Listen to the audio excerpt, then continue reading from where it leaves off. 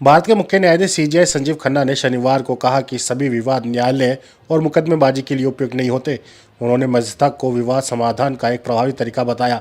बता दें कि सीजेआई नागपुर में महाराष्ट्र राष्ट्रीय विधि विश्वविद्यालय के तीसरे दीक्षांत समारोह में वहां मौजूद लोगों को संबोधित करते हुए ये बात कही।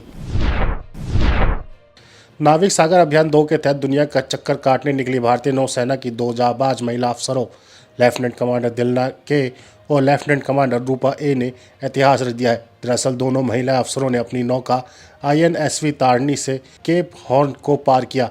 भारतीय नौसेना ने यह जानकारी दी। कर्नाटका के मुख्यमंत्री सिद्धारमैया ने शनिवार को जल जीवन मिशन को लेकर भाजपा की आलोचना की है। उन्होंने आरोप लगाया कि भाजपा ने जल जीवन मिशन के लिए राज्यों को घोषित धनराशि जारी नहीं करके कर्नाटका के साथ धोखा किया है। साथ ही मुख्यमंत्री ने केंद्रीय जल शक्ति राज्य मंत्री वी सोमन्ना पर निशाना साधते हुए कहा कि वे झूठ बोल रहे हैं। लोकसभा में विपक्ष के नेता राहुल गांधी तथा सांसद प्रियंका गांधी भी संगम में डुबकी लगाएंगी। इन नेताओं के 19 या 20 फरवरी को स्नान करने की संभावना है। कांग्रेस नेता मौनी अमावस्या स्नान पर्व पर हुए हादसे के मृतकों के परिजनों से मिलने के लिए उनके आवास भी जा सकते हैं।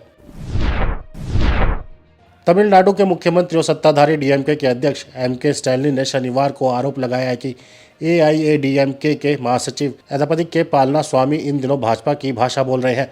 उन्होंने आरोप लगाया कि भाजपा और AIADMK मिले हुए हैं। स्टैलिन ने केंद्रीय बजट में तमिलनाडु की अनदेखी करने का भी आरोप लगाया है और कहा है कि बीते कुछ वर्षों से राज्य को कोई फंड नहीं मिला है। महाराष्ट्र सरकार ने भी अब लव जिहाद और जबरन धर्मांतरण के खिलाफ कार्रवाई की तैयारी शुरू कर दी है। इसके लिए सरकार ने एक 7 सदस्यीय समिति का गठन किया है।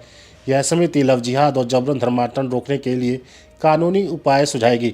इस समिति के अध्यक्ष महाराष्ट्र के DGP को बनाया गया है। बता दें कि कई अन्य राज्यों में भी कथित लव जिहाद और जबरन धर्मांतरण रोकने के लिए राज्य सरकारों ने कदम उठाए हैं और अब इस कड़ी में महाराष्ट्र भी शामिल होने जा रहा है।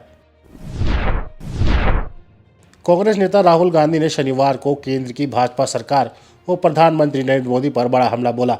उन्होंने कहा कि भारत में प्रतिभा तो है, लेकिन युवाओं को रोजगार देने के लिए नई तकनीक में औद्योगिक कौशल विकसित करने की जरूरत है। इसके लिए उसे मजबूत उत्पादन आधार की जरूरत है। इसके लिए खोखले शब्दों की जरूरत नहीं। उन्होंने जोर देकर कहा, भारत के युवाओं के लिए आगे आने और यह सुनिश्चित करने का समय है कि भारत पीछे न छूटे। अमेरिका में अवैध रूप से रह रहे भारतीय नागरिकों को भारत भेजने मामले में एक नया विवाद शुरू हो गया है। यह विवाद अवैध प्रवासियों के विमान के अमृतसर में उतारने को लेकर खड़ा हो गया है, जहां पंजाब के CM भगवंत मान ने आरोप लगाया है कि आखिरकार अमेरिका से भेजे जा रहे अवैध प्रवासियों का विमान पंजाब में क्यों उतारा जा रहा है, गुजरात और अम्बाला में क्यों नहीं। साथ ही CM मान ने इसे पंजाब को बदनाम करने का साजिश करार दिया। CM मान के इस बयान पर देश में बयानबाजी तेज हो गई है। मामला भाजपा बनाम विपक्ष हो गया है और दोनों पार्टियां एक दूसरे पर आरोप प्रत्यारोप कर रही हैं। उत्तर प्रदेश के प्रयागराज में महाकुंभ से तीर्थयात्रियों को ला रही एक पर्यटक वैन शुक्रवार देर रात ट्रक से टकरा गई। हादसा गुजरात के दाहोद जिले में राजमार्ग पर हुआ।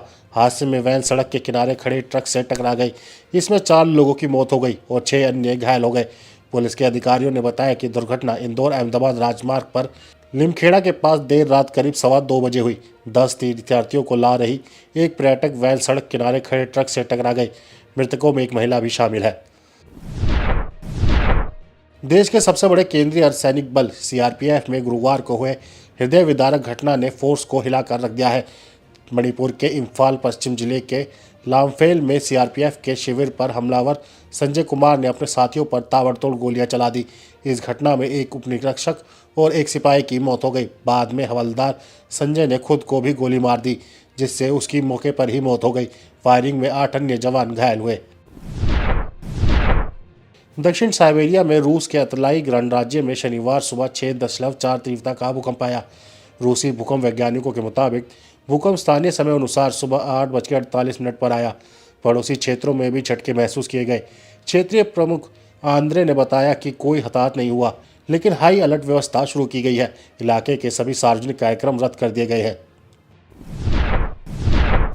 अमेरिका के उपराष्ट्रपति JD वेंस ने शुक्रवार को यूरोप की अप्रवासन नीति, अभिव्यक्ति की आज़ादी और राजनीति पर जमकर भड़ास निकाली। जिसकी यूरोपीय देशों ने तीखी आलोचना की। जर्मनी के राष्ट्रपति ने जेडी वेंस की आलोचना पर नाराजगी जाहिर की। म्यूनिक सिक्योरिटी कॉन्फ्रेंस के दौरान अपने संबोधन में जेडी वेंस ने कहा कि यूरोप को अब अपनी सुरक्षा के लिए खुद कदम उठाने चाहिए। जेडी वेंस ने कहा कि अब वॉशिंगटन में अब एक नई सरकार आ गई है और अब चीज़ें उसके हिसाब से होंगी। अमेरिकी राष्ट्रपति ट्रंप ने भी वेंस के बयान का समर्थन किया और कहा कि यूरोप में अभिव्यक्ति की आज़ादी खतरे में है। इजराइल और हमास के बीच जारी युद्ध विराम समझौते में हाल के दिनों में बिगड़ते हालात और एक बार फिर युद्ध शुरू होने की आशंका के बीच हमास ने 3 और इजरायली बंधकों को रिहा कर दिया है।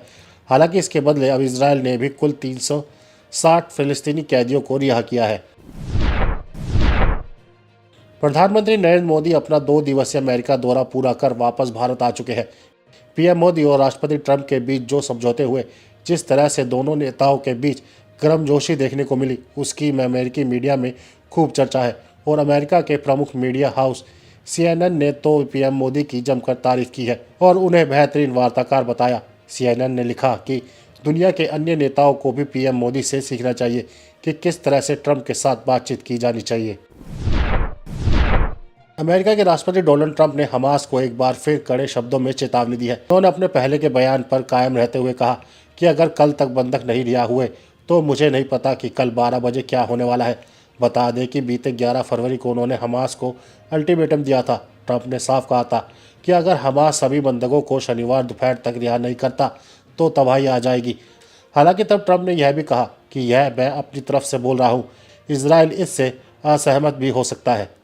आप इस खबर के बारे में क्या सोचते हैं, हमें कमेंट सेक्शन में बताएं। साथ ही ब्रह्मास्त्र न्यूज़ को सब्सक्राइब और शेयर भी ज़रूर करें।